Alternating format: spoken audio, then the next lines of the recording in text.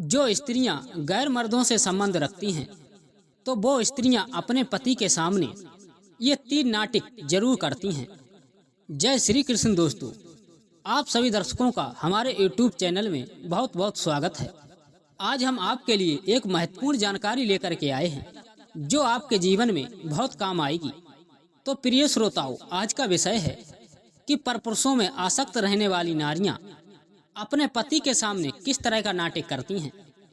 तो मित्रों, जाहिर सी बात है, चोर अपनी चोरी छुपाने के लिए, समाज की और परिवार की नजरों में सही दिखने के लिए कोई ना कोई नाटक जरूर करता है।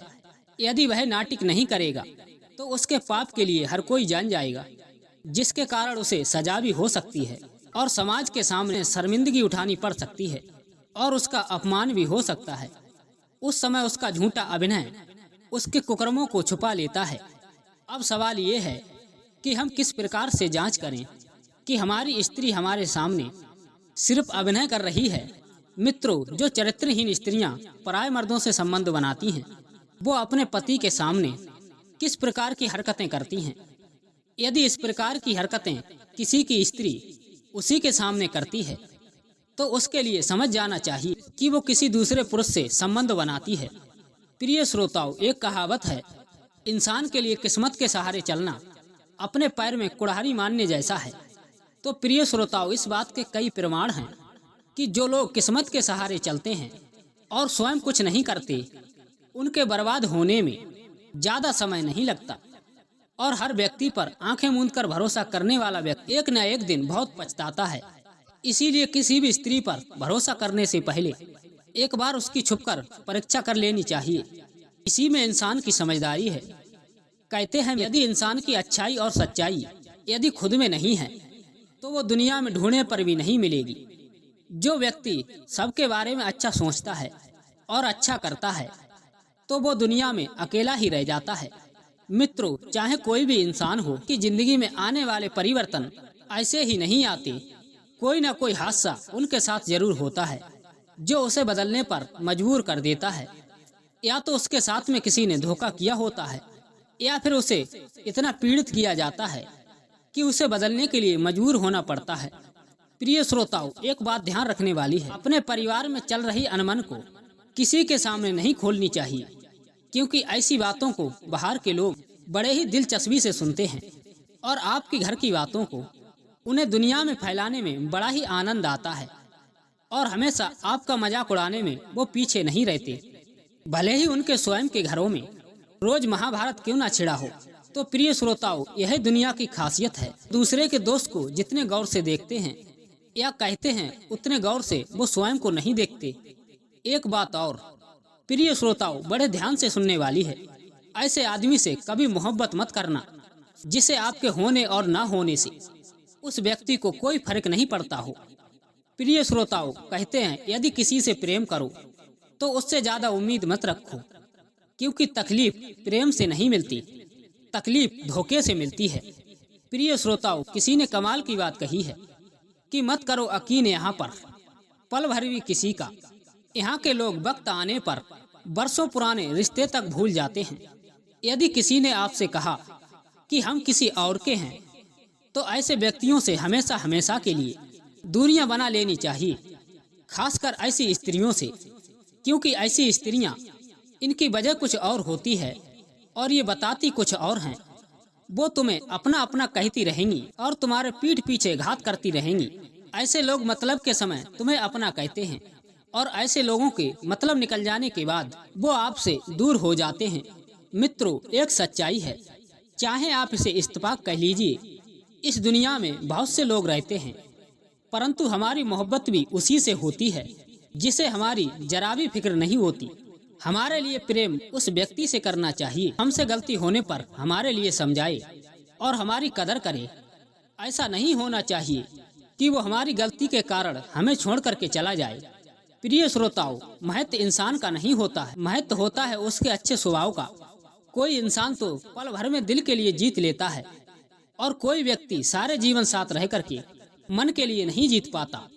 और इस संसार में कुछ लोग ऐसे होते हैं जो सच तो बहुत पहले से जानते हैं और इस बात को जानने की कोशिश करते हैं, कि यह इंसान कहाँ तक झूठ बोल सकता है। कुछ व्यक्तियों के अंदर घमंड होता है जो उन्हें गलत होने का एहसास होने नहीं देता। प्रिय श्रोताओं, वो अपने अहंकार में इस बात को मानने के लिए तैयार नहीं होते कि भला मेरे अंदर भी कमियां हैं। इसीलिए मेरे प्यारे दोस्तों, किसी व्यक्ति को इतना भाव मत दो कि वो आपके लिए रद्दी के समान समझने लगे। हमेशा याद रखो, जिन व्यक्तियों ने तुम्हारा साथ छोड़ दिया उन व्यक्तियों के लिए हमेशा धन्यवाद दो। उनसे भला बुरा मत कहो, क्योंकि उन्होंने आपके लिए ये महसूस करा दिया कि हर एक दिखने वाली चीज कभी कभी अपनी नहीं होती। इसीलिए अपने आप के लिए बदलो। जिस व्यक्ति ने अपनों को बदलते देखा है या अपनों से ही धोखा खाया है, तो वह इंसान जीवन में हर मुसीबत का सामना कर सकता है। इसीलिए मेरे प्यारे मित्रों, 1 मिनट में आपकी जिंदगी तो नहीं बदल सकती, लेकिन आपके 1 मिनट में आपका लिया गया फैसला आपकी जिंदगी जरूर बदल सकता है। और आप जो दोगे वो ही लौट करके आएगा, चाहे इज्जत हो चाहे धोखा। यदि कोई समझदार इंसान है और वो आपसे रिश्ते निभाना बंद कर दे, तो आप समझ लेना कि उसे कहीं ना कहीं धोखा मिला है। प्रिय श्रोताओं, एक बात और, इंसान के लिए कम उम्र में मिला हुआ सुख इंसान के लिए कभी समझदार नहीं बनने देता, लेकिन कम उम्र में मिला हुआ दुख इंसान के लिए मरते दम तक समझदार बना देता है। यदि आप सोचते हैं कि लोग वैसा करेंगे जैसा आप सोचते हैं, तो आपके लिए जरूर दिलासा ही मिलेगी, क्योंकि हर किसी व्यक्ति के पास आपके जैसा दिल नहीं होगा। कितनी अजीब होती है इंसान की फितरत भी कि वह निशानियां तो याद रखता है, परंतु वफादार इंसान के लिए भुला देता है।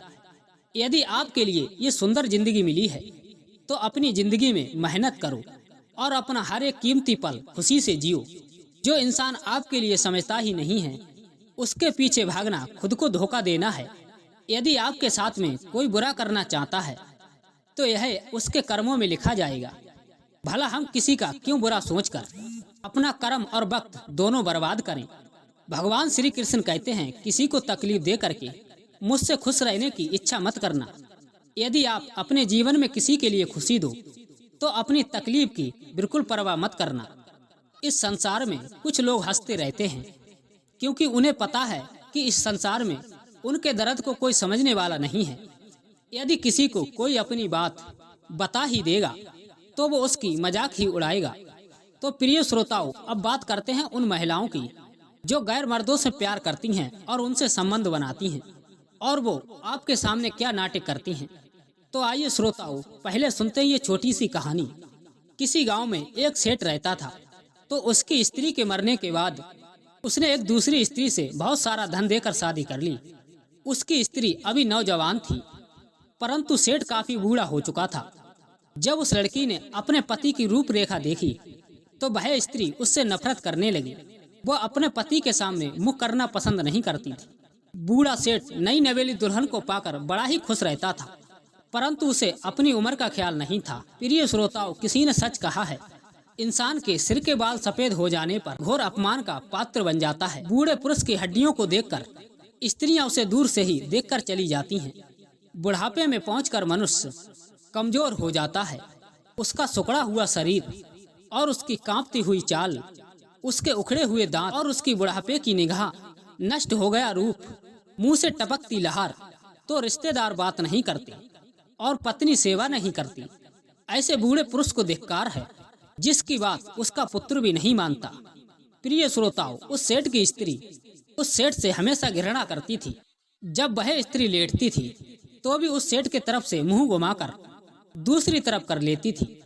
तब सेठ के जाने के बाद वो हमेशा दूसरे पुरुषों को अपने घर में बुला लिया करती थी। इस प्रकार से उसकी जिंदगी बड़े ही आनंद से कट रही थी। प्रिय श्रोताओं, एक दिन की बात, उसी सेठ की पत्नी और वह सेठ एक ही खाट पर लेटे हुए थे। सेठ की पत्नी दूसरी तरफ के लिए मुंह घुमाए लेटी थी। उसी दिन सेठ के घर में एक चोर घुस आया। वह स्त्री चोर को देखकर बहुत ही डर गई और डर के मारे अपने बूढ़े पति के सीने से लिपट गई। इस बात को देखकर बूढ़ा सेठ बड़ा ही खुश हुआ। उसे अपार आनंद की अनुभूति हुई। वह आश्चर्य में था कि मुझसे दूर दूर भागने वाली मेरी स्त्री आज मेरे सीने से कैसे लिपट गई। जरूर आज कोई रहस्य की बात है। तब सेठ ने अपने घर में जाकर देखा तो एक कोने में एक चोर छुपा बैठा था। तब वह सेठ समझ गया था कि आज मेरी स्त्री ने इस चोर के डर से मेरे लिए भेंट लिया। इसी बात को सोचकर सेठ ने उस चोर से कहा, चोर भाई, वैसे तो मैं पकड़कर तुम्हें चोर के हवाले कर देता, लेकिन तेरी वजह से मेरी स्त्री मुझसे प्रेम करने लगी है। जो मेरे लिए रोज रोज तंग करती थी वो आज मुझसे लिपट रही है। हे चोर, तू बहुत अच्छा है। तुझे जो कुछ भी मेरे घर में मिले तू उसे सब चुरा ले जा। भला मैं तुझसे कुछ नहीं कहूँगा। और हाँ, तू रोजाना मेरे घर में चोरी करने आया कर। इससे मैं तेरे लिए कुछ अलग से पैसे दिया करूँगा। मित्रों, वह चोर भी उस सेठ की समस्या को समझ गया था। सेठ की स्त्री सेठ के बूढ़े शरीर के कारण उससे प्रेम नहीं करती है। तब उस चोर ने कहा कि हे सेठ जी, तुम चिंता ना करो, मैं तुम्हारे घर में रोजाना आ जाया करूँगा और मैं तुम्हारे लिए वचन देता हूँ, तुम्हारे घर पर आकर किसी तरह की चोरी भी नहीं करूँगा। मित्रों, अब तो वह चोर रोजाना उस सेठ के घर पर जाने लगा। रोजाना चोर के डर से उस सेठ से प्रेम करने लगी। प्रिय श्रोताओं, अब बात करते हैं उन स्त्रियों की जो अपने पति के सामने यह 3 नाटक करती हैं और पराये पुरुषों से प्रेम करती हैं। तो प्रिय श्रोताओं, इसके 3 कारण हैं। पहला, जो स्त्री पराये पुरुष से संबंध बनाती है वह स्त्री अपने पति की इज्जत करना कम कर देती है। वो अपने पति के लिए अशब्दों से बुलाती है और बात बात पर अपने पति के लिए ऐंठ दिखाती है, उसके लिए गालियां देकर बुलाती है। और प्रिय श्रोताओं, दूसरा कारण, वो आपके नाराज होने पर आपके लिए मनाना छोड़ देती है। और तीसरा कारण, आपकी स्त्री हर आदमी से तुलना करने लगती है कि देखो वो ऐसा है और आप कैसे हो, वो ऐसा करते हैं और आप वैसा नहीं करते। यदि आपकी स्त्री दूसरे पुरुषों से तुलना करने लगे तो आप समझ लेना कि उस स्त्री के लिए दूसरे पुरुष अच्छे लग रहे हैं। यदि ये लक्षण आपकी स्त्री में दिखाई दें तो आपके लिए स्त्री की परीक्षा जरूर करनी चाहिए कि आपकी स्त्री किसी पराये पुरुष से आसक्त तो नहीं है। तो प्रिय श्रोताओं, आज की हमारी यह जानकारी बस यहीं तक थी। मित्रों, मिलते हैं अगली वीडियो में एक नई जानकारी के साथ। आप सभी दर्शकों का बहुत बहुत धन्यवाद। जय श्री कृष्ण।